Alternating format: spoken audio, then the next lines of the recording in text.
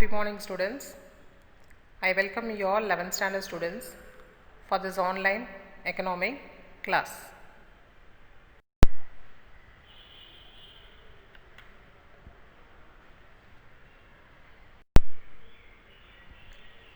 Chapter 9, Development Experiences in India, Part 2, we are going to see today. Impact of LPG on agricultural sector reforms. In the Part 1, we have seen very clearly what is liberalization, what is privatization, what is globalization, what are its advantages and what are its disadvantages. Let us now continue with the lesson. Now we are going to see the impact of LPG on agricultural sector reforms. What change did the LPG bring in the agricultural sector? Listen, Indian economy has achieved a remarkable rate of growth in industry and service sector. So, Indian economy has achieved a very good growth rate in both the industry and the service sector. This growth process bypassed the agriculture sector, which showed sharp deceleration in the growth rate. But if you take the agriculture sector, it does not grow to the remarkable rate like that of industry and the service sector. It showed some deceleration in the growth rate. The sector has recorded wide variations in yield and productivity, that is output, and there was a shift towards cash crop cultivation. So, the productivity was very low, and instead of food crop, they cultivated to cash crop. Moreover, agricultural indebtedness. What do I mean by indebtedness? Kadan. Pushed several farming households into poverty, and some of them resorted to extreme measures like suicide. So, agriculture poor farmers, they didn't have enough money, so they borrowed from the money lenders and they were unable to repay the amount and they pushed into poverty. And some of the people, what they did, they were not able to repay the amount, their family was in very poverty and they cannot lead their life, so finally they started to commit suicide.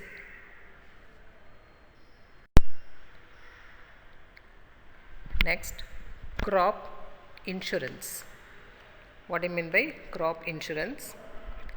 Agriculture in India is highly prone to risk like drought and flood. So, agriculture in India is highly prone to risk. That is, India agriculture has both the drought and the flood.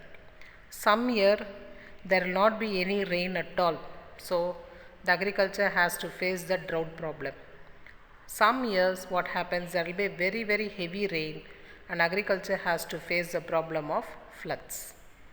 It is necessary to protect the farmers from natural calamities and ensure their credit eligibility for the next season. So, it is the duty of the government to protect the farmers from the natural calamities like drought, flood, tsunamis, earthquakes, etc., and ensure their credit eligibility for the next season so that they do not get affected and they will be ready for the next season. For this purpose, the Government of India introduced many agricultural schemes throughout the country. So, in order to solve the problem of the farmers, the Government of India has introduced many new agricultural schemes throughout the country. The Pradhan Mantri Fasal Bima Yojana was launched on 18th February 2016. So, it was started exclusively for the agriculturists for their crop insurance. So, the name of the scheme is the Pradhan Mantri Fasal Bima Yojana, that is Prime Minister's Crop Insurance Scheme. It was launched on 18th February 2016. It envisages a uniform premium of only 2% to be paid by farmers for kharif crops and 1.5% for the rabi crops. The premium for commercial and horticulture crops will be 5%. So, what this scheme is about? The agriculturist the premium they have to pay only 2% for the kharif crops and 1.5% for the rabi crops and 5% for the commercial and the horticultural crops. That is, the rate is very, very less. So this new scheme has been introduced mainly for the agriculturists to lead their lives during the time of the natural calamities.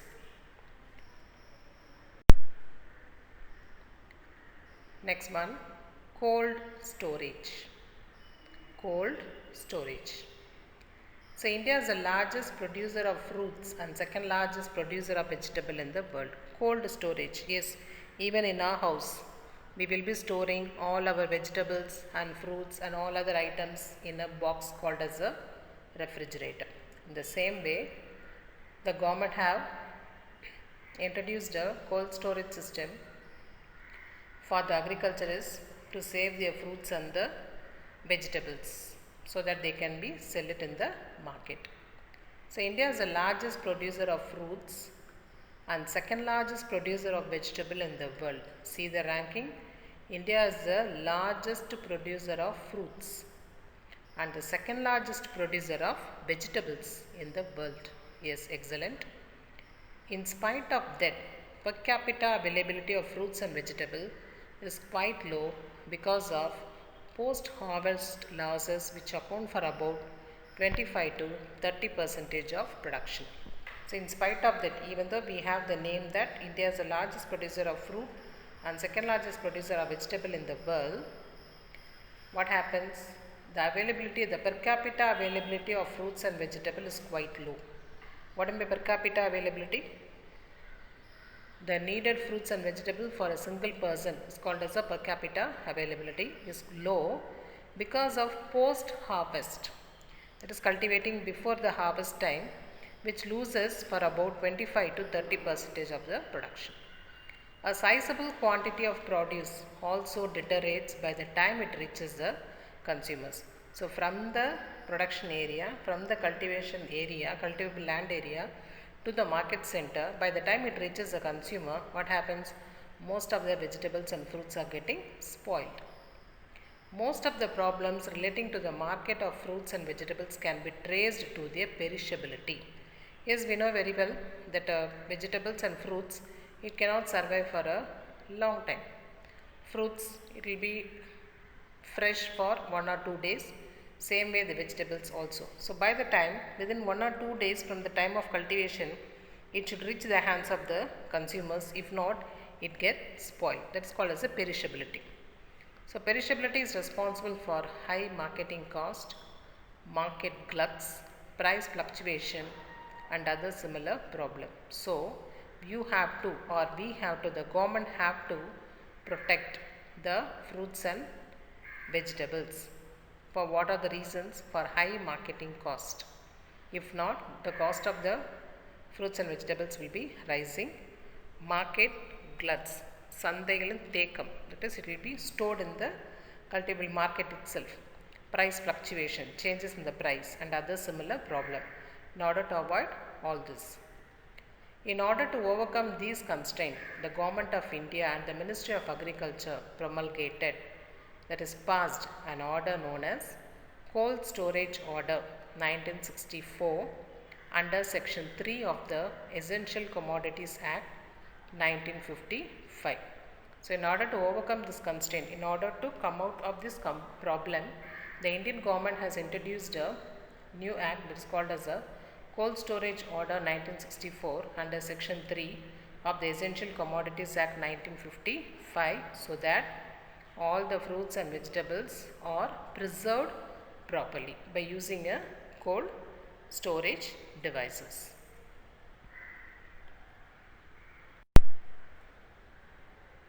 Next one, post-harvest measures.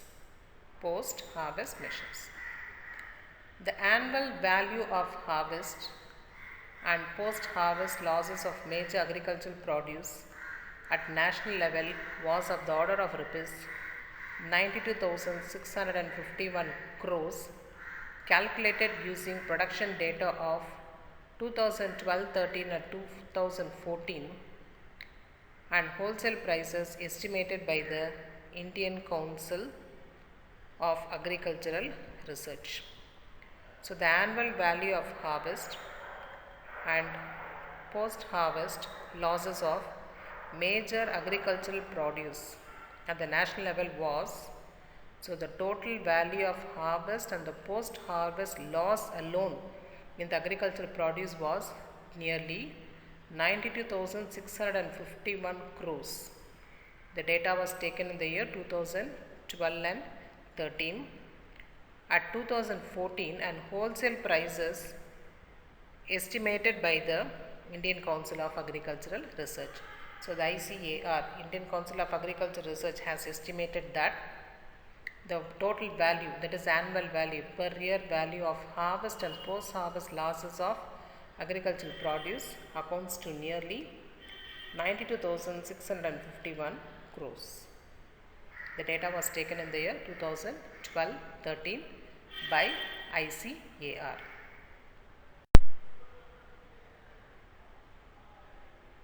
So the food items, waste, cereals 5 to 6% waste, pulses 6 to 8%, oil seeds 3 to 10%, fruits and vegetable 5 to 16%, milk 1%, fisheries 5%, fisheries marine 10%, meat 3%, poultry 7%.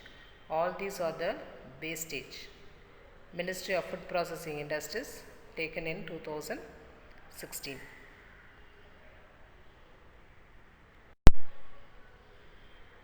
Next, Kisan Credit Card Scheme. A Kisan Credit Card KCC is a credit delivery mechanism that is aimed at enabling farmers to have quick and timely access to affordable credit. So this is a scheme which was introduced by the Government of India in order to help the farmers to get the finance very quickly, credit very quickly. It was launched in 1998 by the Reserve Bank of India and NABARD. What do I mean NABARD?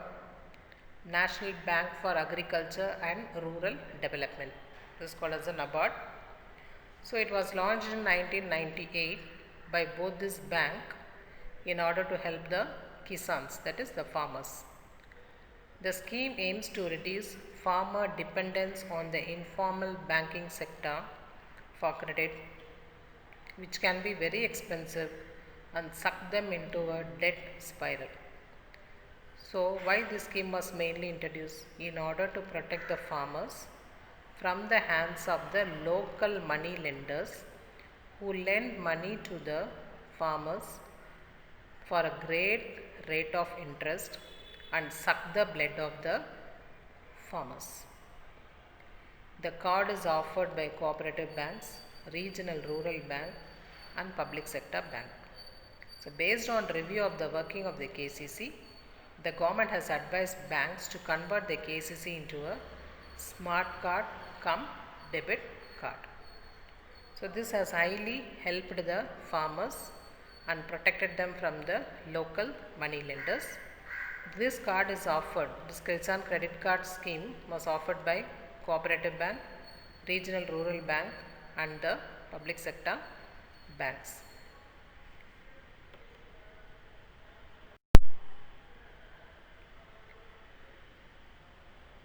In order to reduce wastage of agricultural produce and minimize the post-harvest losses, the Ministry of Food Processing Industry has implemented various components of central sector schemes, namely mega food parks, integrated cold chain, value addition preservation infrastructure, modernization of slaughterhouse, scheme for quality assurance, codex standards, research and development and other promotional activities.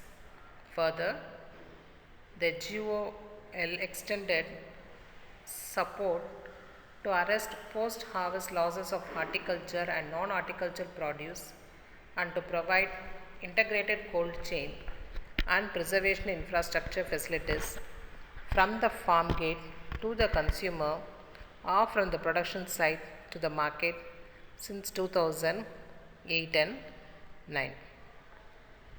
Listen. So, in order to reduce the wastage of agricultural product, we saw in the previous previous slide that most of the crops are being wasted. So, in order to stop that wastages and minimize post-harvest losses, the Ministry of Food Processing Industry MOFPI has implemented various components of central sector schemes. What are they? Mega food parks, integrated cold chain, ஒருங்கிணைந்த குளிர் இணைப்பு, value addition preservation infrastructure, modernization of slaughterhouse. Modernization நவீனமாக உள்ளது. Slaughterhouse, what's the meaning of slaughterhouse? That mutton meat cutting, no? இறைச்சி வதம் கூடம், that is called as a slaughterhouse. Scheme for quality assurance, codex standards, தரம் குறியீடு, research ஆராய்ச்சி, development மேம்பாடு and other promotional activities.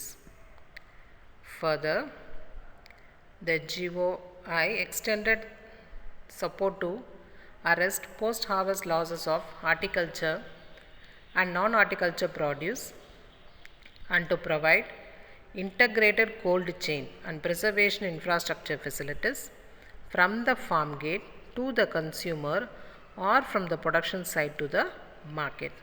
So, what happened? They have set up a integrated cold chain so that all the producers, all the agricultural produce from the production area itself, from the cultivable land itself, it will be preserved to the consumer site or to the production site or to the market site.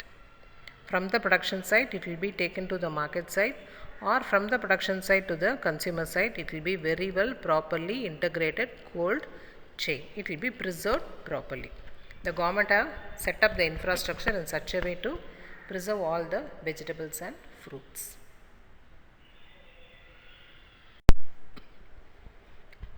Agricultural Produce Market Committee.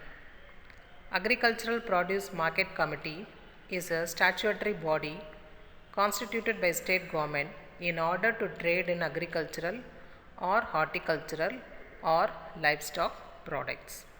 So, what is this APMC, Agricultural Produce Market Committee? It is a body set up by the state government. What for? In order to trade in agricultural or horticultural or livestock product.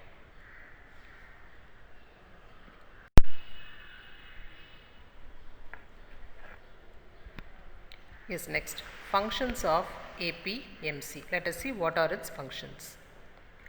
To promote, that is to improve, public-private partnership in the ambit of agricultural markets.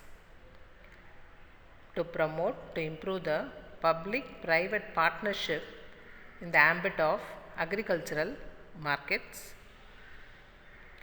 To provide market-led extension services to farmer. To bring transparency, வெளிப்படை, in pricing system and transaction taking place in market in a transparent manner. To ensure payment to the farmers for the sale of agricultural produce on the same day. To promote all the agricultural activities. To display data on arrivals and rates of agricultural produce from time to time into the markets. So, these are all the functions of APMC. To promote public-private partnership, that is to link the government and the private partnership in the ambit of agricultural market. To provide market-led extension services to the farmers. to bring transparency, வெளிப்படையாக செய்கிறது, to bring transparency, not hiding in pricing system and transaction taking place in market also in a very transparent manner, to ensure payment to the farmers for the sale of their products on the same day. On the same day, if they come and sell their products, they will be getting the money. And also to help them to promote all their agricultural activities, to display data on arrivals and rates of agricultural produce from time to time into the market. All these helps are being done for the farmers by the APMC. Next topic, agrarian crisis after reforms. What do you mean by agrarian crisis? That is agriculture crisis after the introduction of the 1991 reforms. What happened? High input cost. The biggest input for farmers is the seeds. Only if the seeds are there, they can cultivate the crops. Before liberalization, farmers across the country had access to seeds from state government institutions. The farmers used to get the seed from the state government before the introduction of the liberalization, that is before 1991. So with liberalization, that is after 1991, India's seed market was opened up to global agri-businesses. Yes, India's state seed market was not restricted to state government, but it has been widened to global agri-businesses. Following the deregulation, many state government institutions were closed down in 2003. So what happened? These hit farmers doubly hard. Seed prices shot up and fake seeds made an appearance in a big way. So the farmers were greatly affected. How the price of the seed was very high, and even though they purchased the seeds also, it was not a good seeds, it was all fake seeds. So it has suffered the farmers to a greater extent. Next, cutback in agricultural subsidies. Farmers were encouraged to shift from growing a mixture of traditional crops to export-oriented cash crops like chili, cotton and tobacco. Cutback in agriculture subsidies. In that, farmers were encouraged because they started to cultivate the export-oriented cash crops instead of traditional crops. And what are those cash crops? Chili, cotton and tobacco. Liberalization policies reduce the subsidies on pesticides and the fertilizers. So this liberalization policy reduced the subsidies on pesticides and the fertilizer. So as a result, prices have increased by 300%. However, the prices of agriculture goods have not increased to that extent. So liberalization policy reduced the subsidies on pesticide and fertilizer. So what happened? The prices of those pesticides and fertilizer have increased to 300%. But the agriculture goods have not increased to that extent. Yes, the farmers were encouraged to shift from, they are forced to shift from traditional crops to the export-oriented crops like chili, cotton and tobacco. This liberalization policies reduce the subsidies on pesticides and the fertilizer. As a result, the cost of these pesticides and fertilizer have increased to nearly 300%. But anyhow, the agriculture goods price has not increased to that extent. Reduction of import duties. With a view to open India's market, the liberalization reforms also withdraw tariff and duties on imports. By 2001, India completely removed restriction on imports of almost 1,500 items including food. As a result, cheap imports flooded the market, pushing prices of crops like cotton and pepper down. So reduction of import duties. So if any country, if they want to have a trade with India, they have to pay the amount to India. Only then those products, their products can enter into India. But after this liberalization policy, what happened? With a view to open India's market, the liberalization reform also withdraw tariffs and duty on imports. India completely removed the tariffs and duties on imports. So any product from any country where very easily can enter into the Indian market. So by 2001, India completely removed restriction on imports. So any products from any country can enter, there is no restriction at all. So nearly 1500 items including food items were imported from other foreign countries. So as a result, what happens?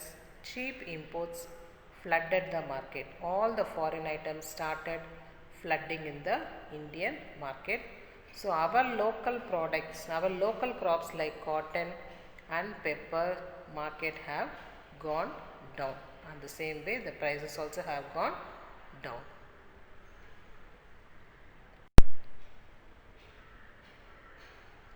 Paucity of credit facilities. What I mean by paucity? Stopping of credit facilities.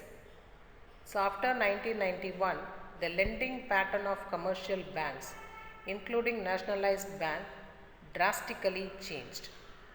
Loan was not easily adequate. This has forced the farmers to rely on money lenders who charge exorbitant rate of interest. So another one critical problem for the farmers is paucity of credit facilities by the bank.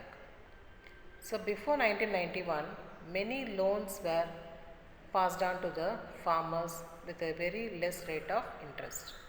But after 1991, the lending pattern of the bank, including all the nationalized bank, has completely changed. Very easily, they did not allot a loan to the farmers.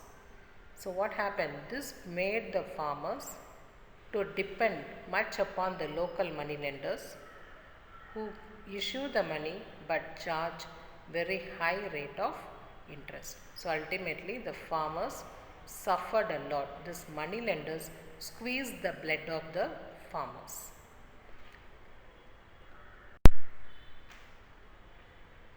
Next is trade reforms. What are the trade reforms we can see? First one is trade policy reforms. The main features of the new trade policy as it has evolved over the years since 1991 are as follows. Let us see. What are the first one? Free imports and export. This is the new trade reforms introduced by the Government of India from 1991.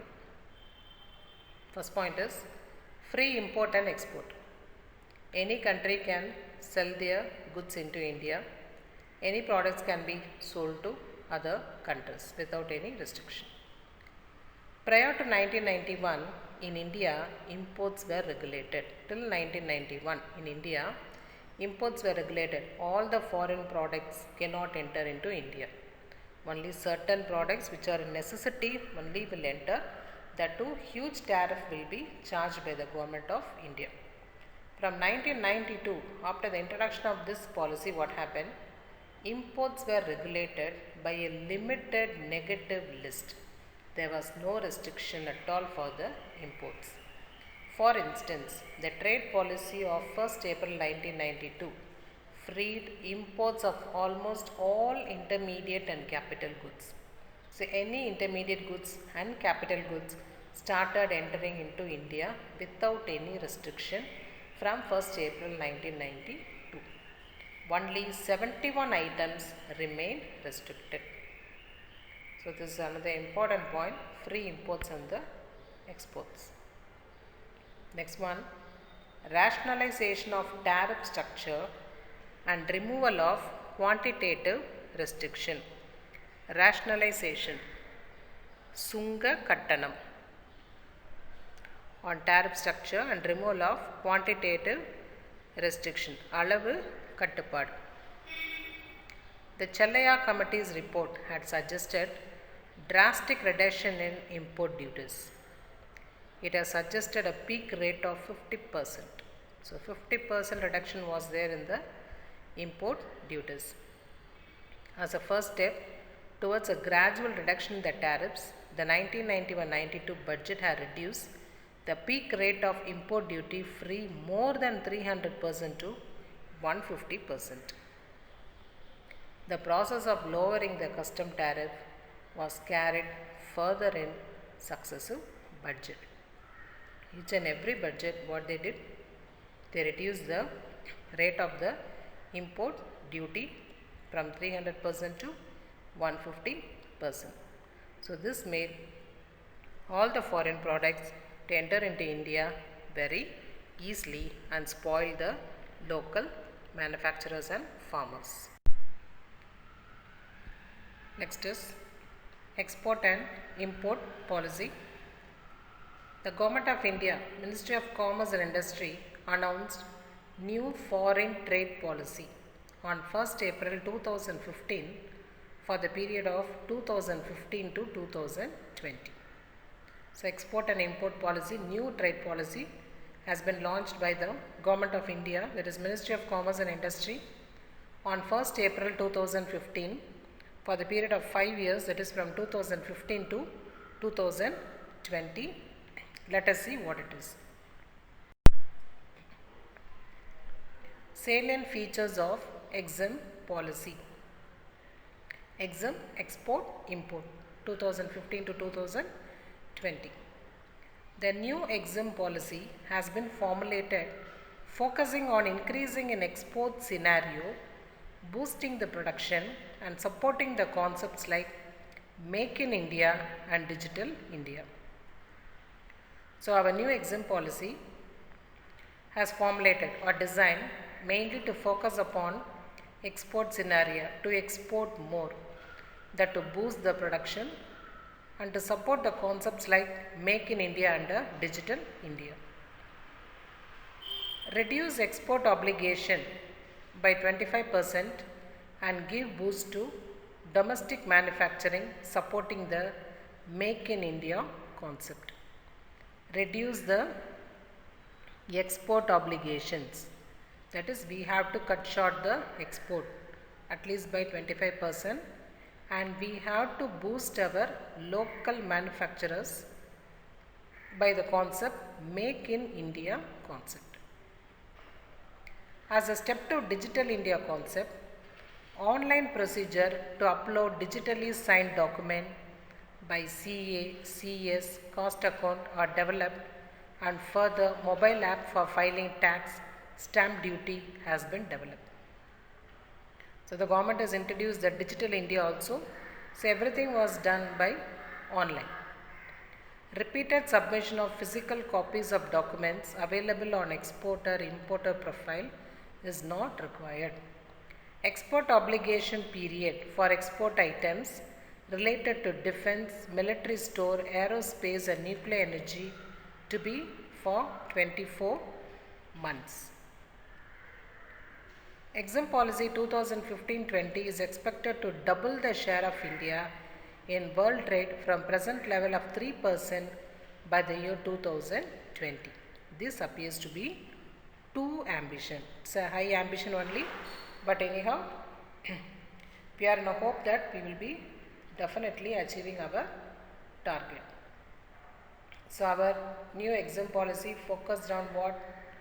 Increasing in export scenario. That is, a government plan to increase the export and give boost to the domestic manufacturing, support us by the concept called Make in India concept. As a step to Digital India, all the procedures are being done by the online procedure, like filing the taxes, stamp duty, etc. Then repeated submission of physical copies for the exporter-importer profile is not required. They have stopped that.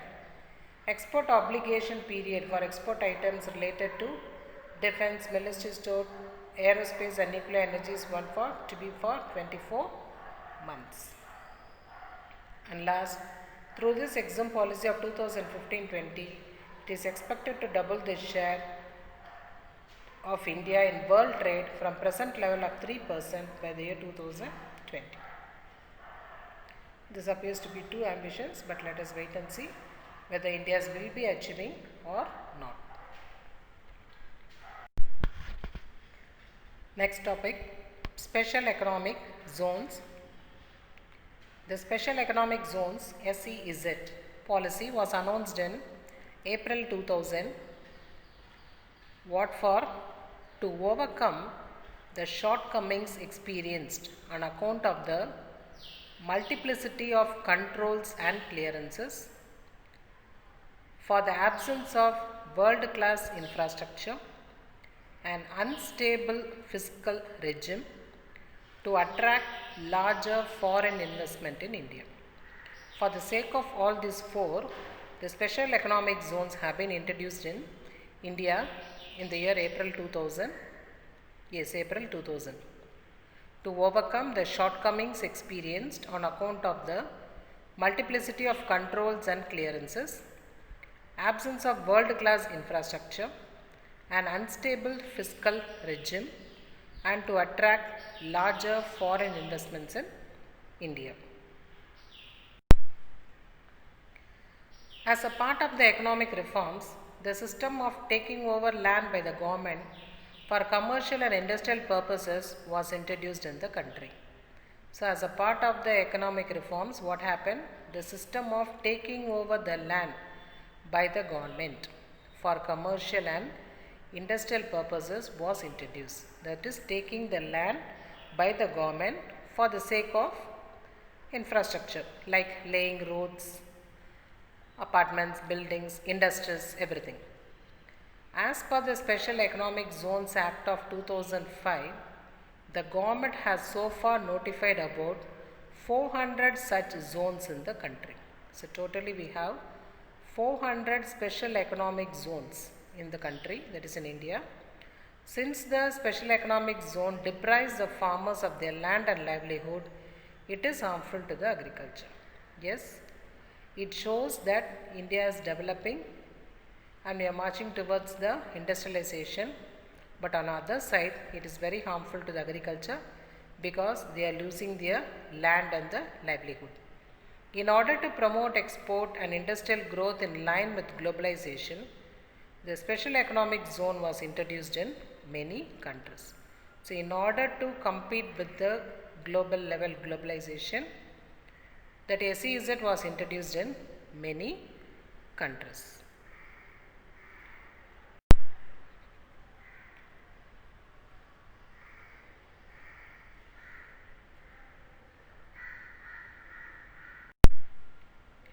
India was one of the first in Asia to recognize the effectiveness of the export processing zone model in promoting export. Asia's first EPZ was set up in Kandla in India in 1965. The broad range of SEZ covers free trade zone, export processing zone, industrial parks, economic and technology development zone, high-tech zone, science and innovation parks, free ports, enterprise zones and others. So, if you take the Asian country, India was the first in Asia to recognize or to set up the export processing zone model in promoting the export. It was first set up in Asia in Kandla, that is in India in 1965. What all it covers? Free trade zone, export processing zones, industrial parks, economic and technology development zone, high-tech zones, science and innovation parks, free ports, enterprise zones and others. All these have been included in that special, in the export processing zone, that is special economic zone. Yes, next one. Major objectives of SEZ. What are the objectives? Why it has been started? To enhance, that is to increase foreign investment and thereby increasing the GDP. To increase the foreigners to come and invest in India and thereby set up many industries and thereby increase our country's GDP, that is gross domestic product. Next one, to increase shares in the global export. To increase shares in the global export, that is international business India has to start. India has to have the export and import relations with almost all the countries. To generate additional economic activity, to create employment opportunities for the unemployed people of India, to develop our infrastructure facilities, setting up of roads, railways, ports, bridges, etc., etc., to exchange technology in the global market, to exchange the technology in the global market. So, all these are the major objectives of the special economic zone. Now, let us now see the main characteristics of this special economic zone. What are the characteristics? Geographically demarked area with physical security. Geographically demarked area with a physical security, administrated by single body or authority, streamlined procedure, nerimurai, streamlined procedure, having separate custom area, governed by more liberal economic laws, greater freedom to the firms located in SEZs. They need not respect the government's rules and regulations. So, first characteristic is geographically demarked area with a proper physical security, administrated by a single body. It is a streamlined procedure having a separate custom area. It is governed by more laws. It gives greater freedom to the firms located in the SEZ.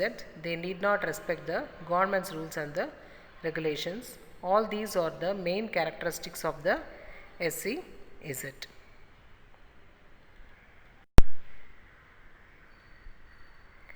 Next one is fiscal reforms.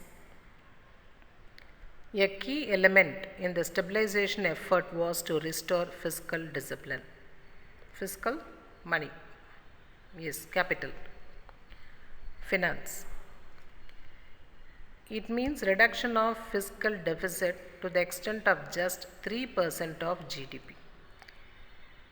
The budget aimed at containing government expenditure and augmenting revenues, reversing the downtrend in the share of direct taxes to the total tax revenues. Some of the important policy initiatives introduced for correcting the fiscal imbalances were reduction in fertilizer subsidy, abolition of subsidy on sugar and disinvestment of a part of the government's equity holding in select public sector undertakings. Expenditures on welfare measures were reduced, tax on corporate sectors were reduced, and tax on poor people were increased. So, fiscal reforms. A key element in the stabilization effort was to restore the fiscal discipline. That means what? Reduction of fiscal deficit to the extent of 3% of GDP. So, what a budget aimed at? Containing government expenditure and augmenting the revenues. So, budget contains what? Expenditure and the revenues. So, Indian government budget aimed at containing government expenditure and augmenting revenue. Some of the important policies, initiatives introduced for correcting the fiscal imbalances were reduction in fertilizer subsidy. Fertilizer subsidy will not be given. Abolition of subsidy on sugar. No subsidy for sugar. And disinvestment of a part of the government's equity. What is disinvestment? Selling the government property to the either to other public authority or to the private. Expenditure on welfare measures were reduced. Expenditures on welfare measures were reduced. Tax on corporate sectors were reduced. Tax on poor people were increased. They started to give utmost importance for the poor people. All these are the fiscal reforms. Next one, GST, Goods and Services Tax. Goods and Services Tax GST is defined as the tax levied when a consumer buys a goods or a service. So, any consumer throughout India, if he buys any goods or services, a tax will be levied. The tax is called as a GST, that is Goods and Service Tax. It is proposed to be a comprehensive indirect tax levied on manufacture, sale and consumption of goods as well as services. It is a indirect tax levied on the manufacture, sale and consumption of the goods as well as service. GST aims to replace all the indirect taxes levied on goods and services by the Indian central and state government. Before, each and every state government collected their own method of taxes and fixed their own percentage, but this GST replaced all the indirect taxes collected by the central and the state government. GST would eliminate the cascading effect of taxes on the production and distribution of goods and the services. It is also a one-point tax, unlike VAT, which was a multi-point tax. What is VAT? Value added tax. This value added VAT is only replaced by GST. GST is a one-point tax, whereas VAT is a multi-point tax. The Goods and Service Tax GST was passed in the Parliament on 29th March 2017. The Act came into effect on 1st July 2017. The motto is One Nation, One Market, One Tax. One tax will be fixed by the central government. It has to be followed by all the citizens of India. Yes, GST, Goods and Service Tax. It was passed in the Parliament on 29th March 2017, came into effect on 2017 1st July, and the motto of this GST is One Nation, One Market, One Tax.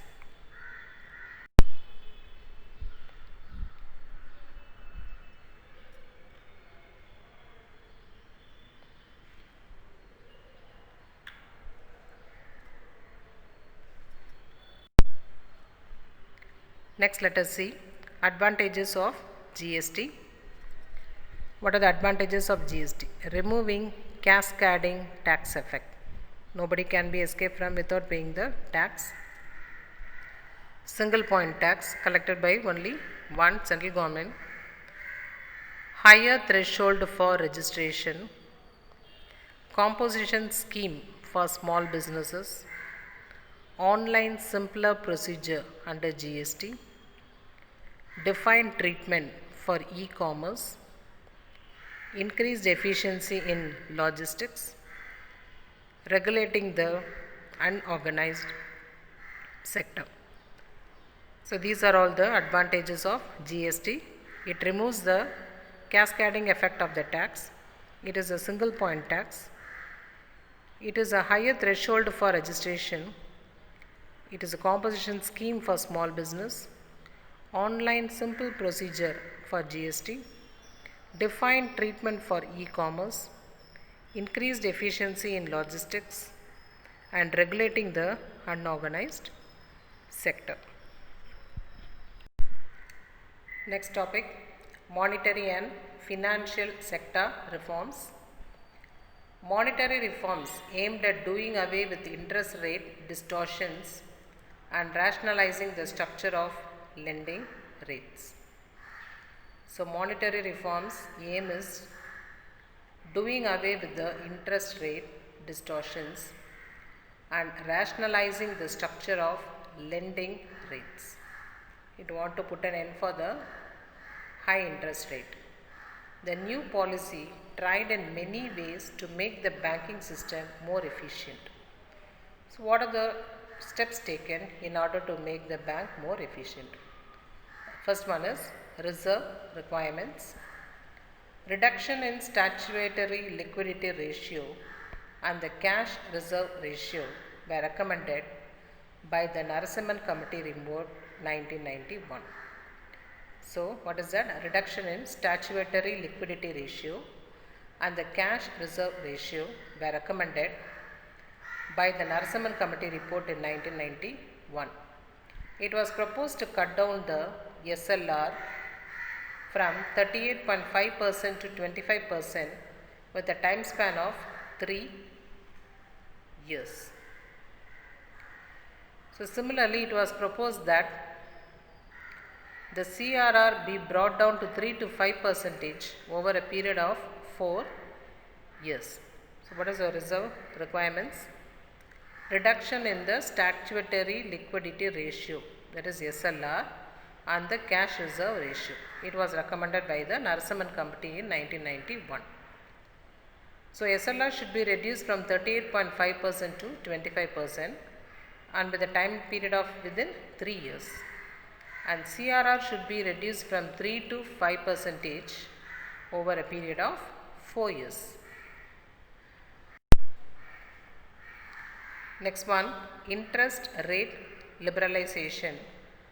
Earlier, RBI, that is Reserve Bank of India, controlled the interest rates payable on deposits, the interest rates which could be charged for the bank loans.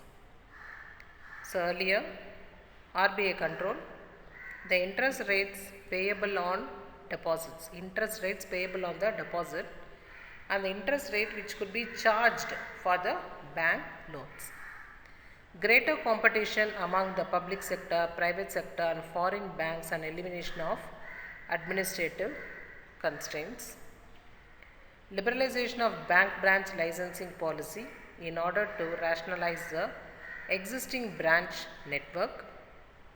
Banks were given freedom to relocate the branches and open specialized branches. Guidelines for opening new private sector banks. New accounting norms regarding the classification of assets and provisions of bad debt were introduced in tune with the Narasimhan Committee report. So second point is interest rate liberalization. So RBI controlled what? The interest rates payable on deposit and interest rate which could be charged for the bank loan. Greater competition was there among the public sector, private sector and foreign banks. Then liberalization of bank branch licensing policy in order to rationalize the existing branch network. Then banks were given full freedom to relocate their branches and open the specialized branches. Then proper guidelines was given for opening new private sector banks. And last one, new accounting norms regarding the classification of asset and provisions of bad debt were introduced in tune with the Narasimhan Committee report. So these are the monetary and financial sector reforms. Now we have come to the end of the lesson, conclusion part. Let us recap. So the Indian economy recorded ample achievements in some sectors after the new economic policy. So after the 1991, our Indian economy has achieved ample achievements in some of the sectors. In dollar terms, India's GDP crossed $2 trillion mark in 2015-16. India's GDP crossed $2 trillion mark in 2015-16. Currently, the country is ranked 9th in the world in terms of nominal GDP. Once India was rebuked for its Hindu rate of growth, a term used by Raj Krishna to refer to low rate of economic growth. The GDP growth rate of India is very much appreciated. This growth is also due to changes in the accounting system. That is why the increased GDP growth rate has failed to alleviate the miseries of the common people and to reduce the socio-economic and environmental imbalances. The basic problems like unemployment, poverty, ill health and inequalities remain unsolved. So we can very proudly tell that India's GDP has crossed $2 trillion mark in 2015 16, and India has achieved a great awesome in some of the sectors, and currently India is ranking 9th in the world in terms of nominal GDP, we can very proudly say, but still India is facing the basic problem of unemployment, poverty, ill health and inequalities. All this should be solved.